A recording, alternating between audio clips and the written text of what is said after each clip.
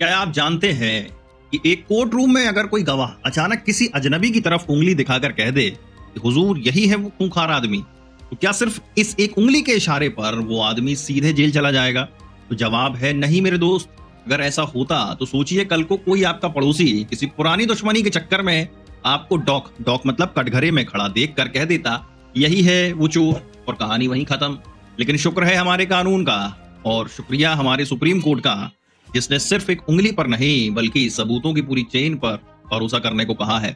आज बात करेंगे उसी एक केस की जहां कोर्ट ने 3 लोगों को बरी करते हुए कहा कि बिना टीआईपी टेस्ट आइडेंटिफिकेशन परेड के डॉक आइडेंटिफिकेशन तो भैया एक तरह का मजाक है।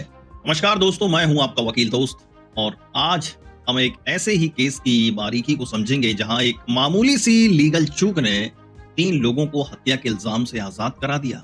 आज हम सीखेंगे डॉक आइडेंटिफिकेशन क्या होता है, टेस्ट आइडेंटिफिकेशन परेड क्या है और क्यों जरूरी है, सुप्रीम कोर्ट ने किस आधार पर कहा कि बिना टीआईपी के डॉक आइडेंटिफिकेशन भरोसे लायक नहीं है, क्यों बेनिफिट ऑफ डाउट हमेशा आरोपी को मिलता है। अब यह जानकारी देखो आपके लिए इसलिए भी जरूरी है क्योंकि इससे आपको पता चलेगा कि क्रिमिनल जस्टिस सिस्टम में एक एक प्रोसीजर की कितनी अहमियत होती है और पुलिस इन्वेस्टिगेशन में क्या गलतियां नहीं होनी चाहिए। अब देखो ये मामला वैसा ही है गुरु, जैसे आप शादी में गए, किसी अजनबी को देखा और अगले दिन कोई आपसे पूछे कि भाई वो दूल्हे का दोस्त कौन था, तो आप कहोगे हाँ हाँ अच्छा वो जिसकी नीली शर्ट थी। बस यही नीली शर्ट वाला भरोसा कोर्ट में नहीं चलता। इसका टाइटल है Najim and others versus the state of Uttarakhand.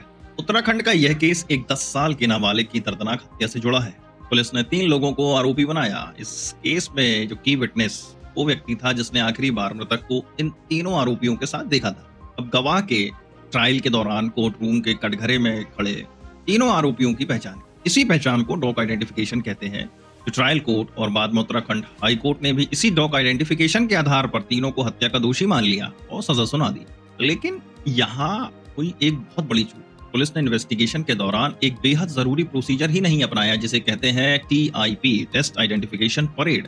चलो अब हम समझते हैं डॉक आइडेंटिफिकेशन को और टीआईपी को। तो सबसे पहले डॉक आइडेंटिफिकेशन का मतलब है कि जब किसी क्रिमिनल ट्रायल के दौरान गवाह कोर्ट के अंदर कटघरे में खड़े आरोपी को पहचानता है। अच्छा, अब इसमें दिक्कत ये है कि जब आरोपी को पहले से ही कटघरे में खड़ा किया गया है और गवाह को पता है कि इन्हीं में से किसी को पहचानना है, तो ये पहचान अक्सर सजेस्टिव हो जाती है, यानी अपराधी तो ये सामने खड़ा ही है, यह पहचान मजबूत नहीं मानी जाती, खासकर तब जब गवाह ने आरोपी को पहले कभी देखा ही ना हो। अब समझो टीआईपी टेस्ट आइडेंटिफिकेशन परेड मतलब यह पुलिस द्वारा जांच मतलब इन्वेस्टिगेशन के दौरान किया जाने वाला एक प्रोसीजर है। इसमें आरोपी को मजिस्ट्रेट की निगरानी में कई भोले भाले इनोसेंट लोगों के बीच खड़ा किया जाता है जिनके रंग रूप हाइट वेशभूषा काफी हद तक आरोपी से मिलते जुलते हों। फिर गवाह को बुलाया जाता है और उसे उन 10 से 15 लोगों में से असली आरोपी को पहचानने के लिए बोला जाता है। यह एक तरह का पहचान टेस्ट है। यह प्रोसीजर भारतीय साक्ष्य अधिनियम के तहत आता है। यह सेक्शन जो है ऐसे तथ्यों की प्रासंगिकता बताता है जो किसी विवादित तथ्य को समझाने या साबित करने के लिए जरूरी हो। टीआईपी आरोपी की पहचान स्थापित करने के लिए एक पूर्ववर्ती और पुष्टिकारक साक्ष्य कोरोबोरेटिव एविडेंस होता है। अब टीआईपी क्यों है जरूरी इसे समझो। तो कानून कहता है कि टीआईपी इसलिए जरूरी है ताकि कोर्ट को यकीन हो जाए कि गवाह ने आरोपी को सिर्फ आज कोर्ट में देखकर नहीं पहचाना है बल्कि उस घटना के तुरंत बाद भी वह उसे पहचानने की क्षमता रखता था। यह गवाह की पहचान की विश्वसनीयता रिलायबिलिटी का पहला टेस्ट है। सुप्रीम कोर्ट का फैसला और लॉजिक को समझो। सुप्रीम कोर्ट में क्या हुआ देखो, आरोपी हाई कोर्ट के फैसले के खिलाफ सुप्रीम कोर्ट पहुंचे। जस्टिस एम सुंदरेश और जस्टिस सतीश चंद्र शर्मा की बेंच ने केस को सुना। कोर्ट ने साफ साफ कहा कि बिना टीआईपी के डॉक आइडेंटिफिकेशन अविश्वसनीय है। कोर्ट ने दोहराया कि जब गवाह आरोपी को पहले से नहीं जानता, यानी आरोपी उसके लिए अजनबी स्ट्रेंजर है और पुलिस ने कोई टीआईपी नहीं कराई, तो केवल कोर्ट में कटघरे में हुई पहचान को मानना असुरक्षित है। P Shashi Kumar versus state 2024 live law HC 460 का हवाला देते हुए सुप्रीम कोर्ट ने कहा कि अगर गवाह और आरोपी के बीच कोई पुरानी जान पहचान नहीं है तो बिना टीआईपी के डॉक आइडेंटिफिकेशन का कम सबूत मूल्य लिटिल एविडेंशियरी वैल्यू होती है।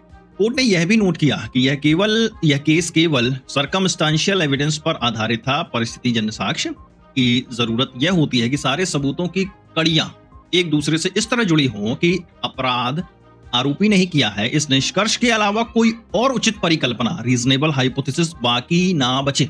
अब यहाँ चेन ऑफ सर्कमस्टेंशियल एविडेंस जो वो टूट गई। सुप्रीम कोर्ट ने पाया कि अभियोजन पक्ष सबूतों की उस संपूर्ण और अटूट श्रृंखला, complete and unbroken chain of circumstances को साबित ही नहीं कर पाया। देखो, कोर्ट ने सीधे सीधे पुलिस से कहा कि भाई ये क्या चल रहा है, आपने पहचान की परेड नहीं कराई और सीधे डॉक में ले आए। ये तो ऐसा हो गया जैसे आपने कहा है सवाल तो 100 पूछूंगा, लेकिन जवाब सिर्फ एक ही ऑप्शन में से देना हो। अगर कोई अजनबी है तो पहले उसकी पहचान को टेस्ट तो कर लो। कोर्ट ने तीनों आरोपियों को बेनिफिट ऑफ डाउट देते हुए बरी कर दिया। देखो, क्रिमिनल लॉ का एक मूलभूत सिद्धांत है कि अगर 100 अपराधी छूट जाएं तो चलेगा, लेकिन एक भी बेगुनाह को सजा नहीं मिलनी चाहिए। इस केस में जो गवाह की पहचान थी वो अविश्वसनीय थी, चेन ऑफ सर्कमस्टांसेस अधूरी थी। जब अभियोजन पक्ष प्रोसिक्यूशन उचित संदेह से परे बियॉन्ड आ रीजनेबल डाउट अपना केस साबित नहीं कर पाया तो कानून के हिसाब से बेनिफिट ऑफ डाउट सीधे आरोपी को जाता है। अगर आप किसी आपराधिक मामले के गवाह हैं और आपने आरोपी को पहले नहीं देखा है तो हमेशा टीआईपी की मांग कर लो बेटा। पुलिस जांच में यह जरूरी है कि वह टीआईपी कराकर ही गवाह की पहचान को मजबूत साक्ष्य बनाए। याद रखें, केवल गवाह का बयान काफी नहीं होता, उसे पुष्टिकारक सबूतों मतलब कोरोबोरेटिव एविडेंस से मजबूत करना पड़ता है।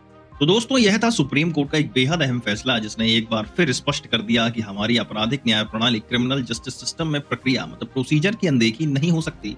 केवल उंगली के इशारे पर नहीं, बल्कि अटूट सबूतों की चेन पर ही किसी को दोषी ठहराया जा सकता है। कानून की यही बारीकी इसे शानदार बनाती है।